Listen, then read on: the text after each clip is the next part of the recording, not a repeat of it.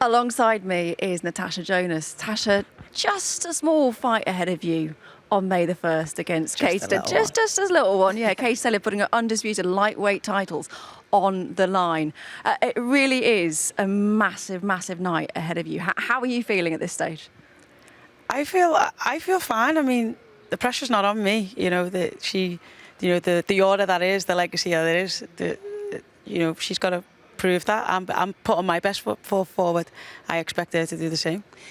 This is a fight that I feel like we've been talking about for a really, really long time. You two have history. You fought each other twice, but the one we all seem to talk about is back in 2012 when Katie went on to win gold at the Olympics. Can we even refer back to that? Because a lot of water has passed under the bridge. You can't really compare now, can you? Yeah, I think we're two different boxers now, and obviously it was still boxing, but the rules and the way it was is very different. Obviously, we've got 10 rounds. You know, it's 10-8 rounds for a knockdown. It's not point scoring, and I think we've both developed, and I think my boxing IQ is better. I think my shot selection's better. Obviously, power's always been something that I've always had, but it didn't really benefit me in the amateurs, but it does in the pros. So, I'm looking forward to it. Like I said, I'm going to bring my best foot forward. I hope she does the same. Last time we spoke to you, you were wanting the Terry Harper rematch, but Terry's gone a different path and she's going to fight Hung-min Choi. Do you feel like this is almost like the better opportunity for you?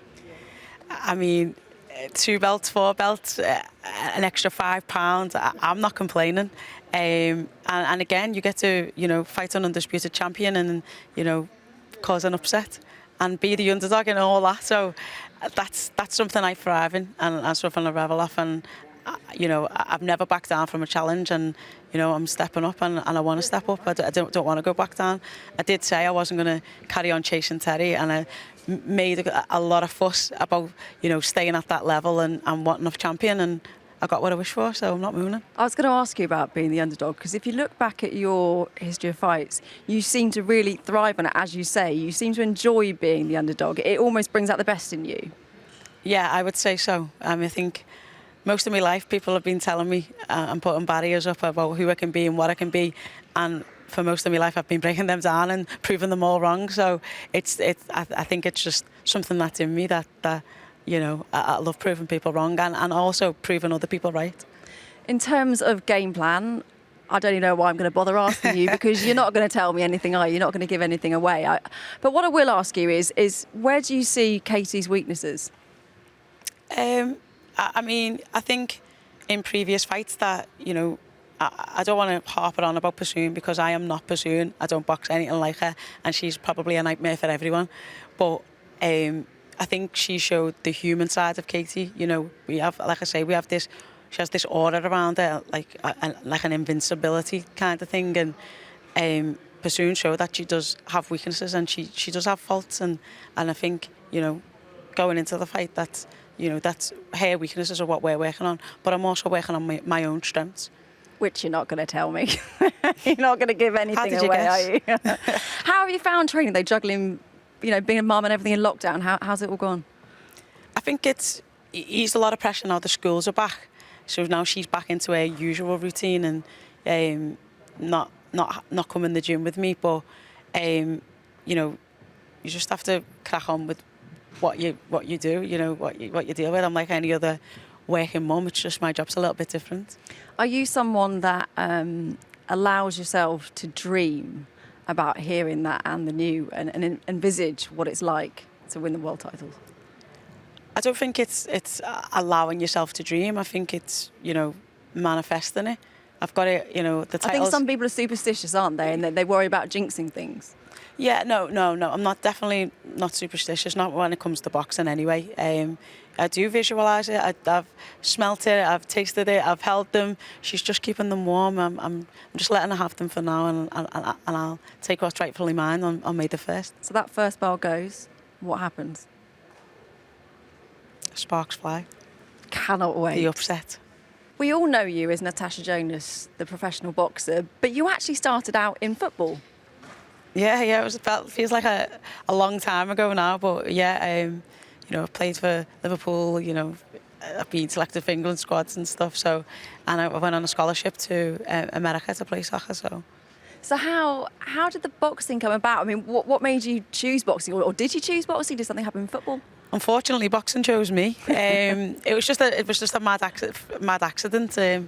I obviously got injured playing football, came home, and I had a year out of doing any physical activity. I'd lost a load of confidence, gained a lot of weight, and I decided that I was just going to go to my uncle's gym and try and do something and get into something. And there was a woman that used to live over the road and kind of watched the gym for him when he wasn't there. And she was like, "You're always training by yourself. Come to the gym, come to the local gym," which was the Rotunda. And I thought to myself, boxing? I don't really want to get punched. I don't really fancy it. But I didn't tell her that. I just kept on saying, "Oh, yeah, I'll go next week, I'll go next week." And in the end, I was like, right, just to shut this woman up, I'm going to go. And then when she asked me the next time, I'll say that I didn't like her and I'm not going back. And that was like 16 years ago now. I've never looked back since. So basically, you got nagged into boxing. Yeah, it was just a mad little freak accident, and it's probably the best thing that ever happened to me. And never look back. Your sister Nikita is a professional footballer. What was it like growing up? Was there just loads of competitiveness in the house? Yeah, we've got different mums, but I know both of our families are very competitive, and just us between each other, everyone's like, "Oh, your Tasha did this," and she's like, "Well, I can do it better," and we're the same, and we have a laugh with it, but we are competitive. Everything's a challenge in our family. How many press-ups you can do, who can run the shop the quickest, who can eat the most, everything. And I guess you probably still think you're the better footballer as well. Yeah, I always say she learned what she knows from me, but she didn't. Well, Nikita, she's currently over in Lyon, isn't she? How's she getting on there? She's doing really well. She's banging in the goals, which is what I suppose England would like to see as they gear up for their challenge. So yeah, she's doing really well. She's happy, and she's gelled well with the team. And what about the England setup as well? She's over with the England squad at the moment.